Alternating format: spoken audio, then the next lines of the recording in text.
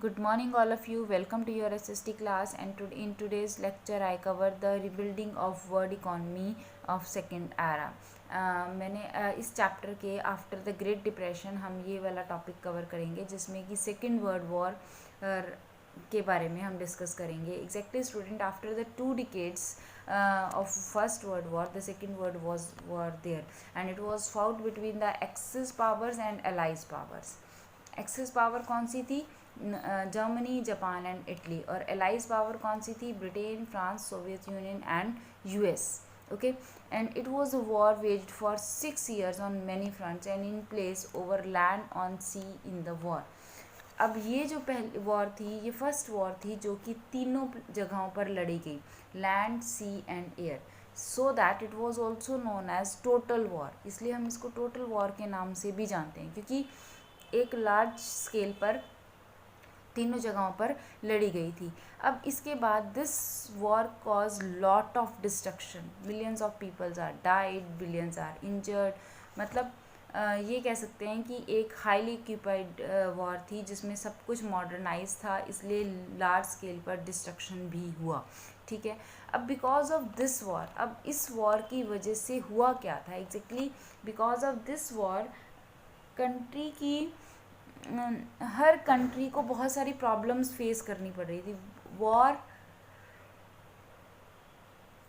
Problems लेकर आती है, इसमें कोई दो राय नहीं है. Problems are there because of war. War related causes जो थे वो बहुत ज़्यादा इंक्रीज हो गए थे. ठीक है. Vast part of Europe and Asia were devastated and several cities were destroyed by aerial bombardment और रेंटल आर्टिलरी अटैक्स. देखो, यूरोप और एशिया में दोनों जगहों पर बहुत सारा डिस्ट्रॉयड, बहुत कुछ सिटीज़ ख़त्म हो गए. कैसे ख़त्म हुए? Because of the aerial bombardment. Aerial bombardment का मतलब क्या है कि ऊपर से हवा से जो बम फेंके जा रहे थे बाय द एयर जेट्स.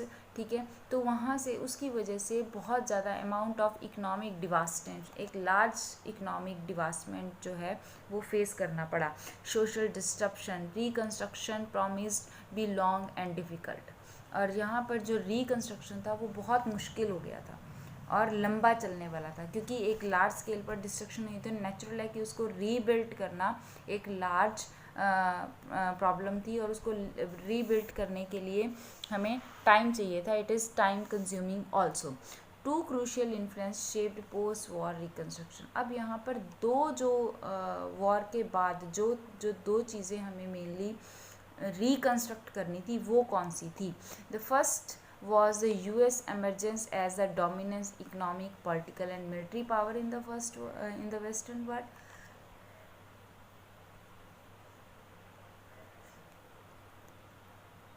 दो चीज़ें जो इसमें से उभर कर जो हमारे पास सबसे पहले आई, दैट इज़ कि सबसे पहले तो यूएस जो था अब दोबारा से, क्योंकि यूएस ने क्या किया था सेकेंड वर्ल्ड वॉर ओवर करने के लिए, यूएस ने जापान के ऊपर न्यूक्लियर बम अटैक किया था नागासाकी और हिरोशिमा पर. अब इसकी वजह से यूएस जो है एक पॉलिटिकल पावर जो है वो उभर कर आ गया था वर्ल्ड के सामने. इससे पहले वो डाउन हो गया था ना, क्योंकि उसने बहुत सारा पैसा उसका भी चला गया था, ख़त्म हो गया था. तो यहाँ से वो दोबारा से एक पॉलिटिकल पावर बनकर आ गया था. And second was the dominance of the Soviet union. और इसके साथ साथ सोवियत यूनियन भी एक लार्ज कंट्री और बिग कंट्री के रूप में उभर कर आया था. It had made huge sacrifices to defeat Nazi Germany and transformed itself from a backward agriculture country. It had made huge sacrifices. इसका मतलब क्या है? इसने बहुत सारे लार्ज स्केल पर सेक्रीफाइसेस किए टू डिफीट नाजी जर्मनी को हराने के लिए, and transferred itself for a backward agriculture country into a world power during the very years. और अपने इनको एक एग्रीकल्चर कंट्री के रूप में ट्रांसफ़र किया, चेंज किया और अपने आप को वर्ल्ड पावर शो किया. ठीक है. तो ये तो था after the second world war. Second world war के बाद अब हम पढ़ेंगे that is post war settlement and the Britain would institutions. Exactly क्या हुआ बेटा आफ्टर वॉर? देखो मैंने अभी आपको बताया है कि वॉर में डिस्ट्रक्शन होती है लार्ज स्केल पर। अब उस डिस्ट्रक्शन को कवर अप करने के लिए और जो इकोनॉमिक लॉसेस हुए हैं उनको कवर अप करने के लिए हमने क्या किया, नेचुरल है कि उनको कवर अप करने के लिए हमें एक लार्ज स्केल पर जो है वो नया कुछ लाना पड़ेगा ताकि हम अपनी जो प्रॉब्लम्स हैं उसको दूर कर सकें।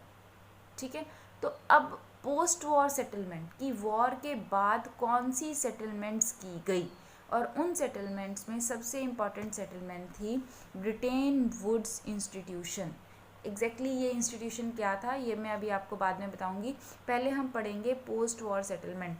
Exactly after the second world war के बाद दो चीज़ें उभर कर आई थी वर्ल्ड के सामने।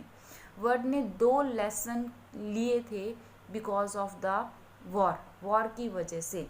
ठीक है, अब वो दो लेसन क्या थे, इकोनॉमिस्ट एंड पॉलिटिशियन, दो तरह के ग्रुप्स ने जो वॉर निकाले के रिजल्ट निकाले। Economist and politician drew two key lesson from the inter war economic experiences. First, an industrial society based on mass production. First क्या था कि एक इंडस्ट्रियल सोसाइटी जो है वो मास प्रोडक्शन पर बेस्ड होती है, can not be sustain without mass consumption. But वो तब तक नहीं रह सकती है, तब तक मास प्रोडक्शन तब तक कामयाब नहीं हो सकती जब तक कि मास कंजप्शन ना हो। ये लेसन कहाँ से आया पता है आपको? हेनरी फोर्ड की मास प्रोडक्शन हुई थी ना, बट मास कंजप्शन नहीं हो पाई थी, इसीलिए ग्रेट डिप्रेशन की प्रॉब्लम हमें फेस करनी पड़ी थी। ठीक है, ये वो चीज़ है कि mass production can not be sustain without mass consumption. Without mass consumption हम मास प्रोडक्शन को सस्टेन नहीं कर सकते।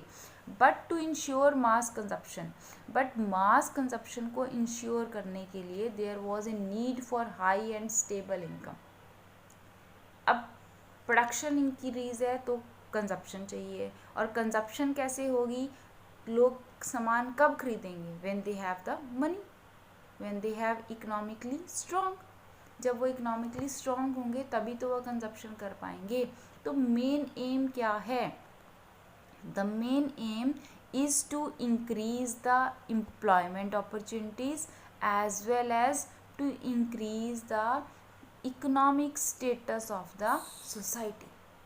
सोसाइटी का इकोनॉमिक स्टेटस इंक्रीज करना, उनके पास पैसा होगा then they have to purchase the things. If they are poor they are not able to purchase the things and that not leads to mass consumption. वो मास कंजप्शन पर vary नहीं करेगी। ठीक है, तो इनकम कुड बी स्टेबल, और इसके लिए हमें क्या करना है, इनकम को स्टेबल करना है।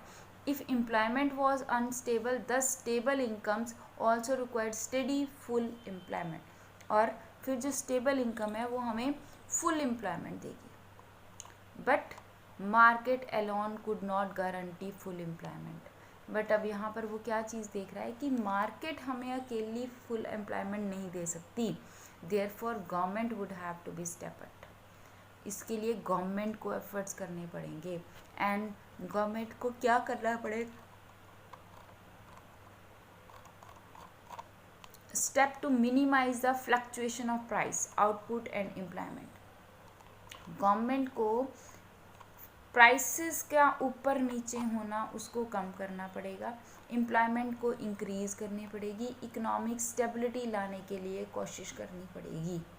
और इकोनॉमिक स्टेबिलिटी जो है वो विदाउट गवर्नमेंट इंटरवेंशन नहीं आ सकती। ये तो था फर्स्ट लेसन। ये तो क्या था, फर्स्ट लेसन कि हमें मास कंजप्शन करनी है और मास प्रोडक्शन करनी है, दोनों चीज़ें करनी है, production and consumption both at mass level. ठीक है, अब सेकेंड लेसन क्या था, सेकेंड लेसन था related to a country's economic links with the outside world.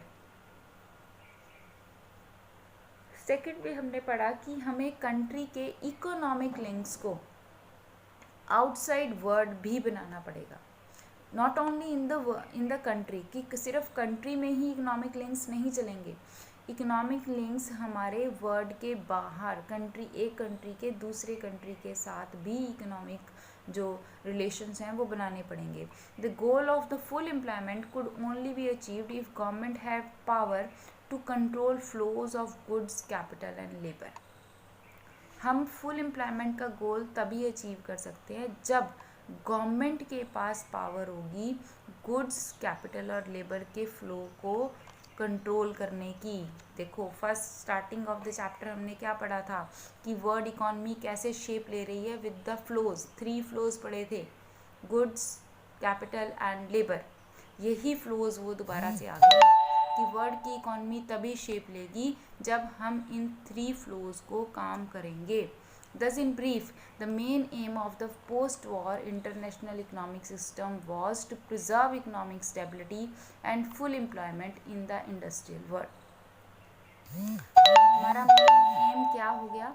हमारा मेन है कि प्रिजर्व इकोनॉमिक स्टेबिलिटी. हम इकोनॉमिक स्टेबिलिटी को लाएंगे और फुल एम्प्लॉयमेंट इंडस्ट्रियल वर्ल्ड में लेकर आएंगे.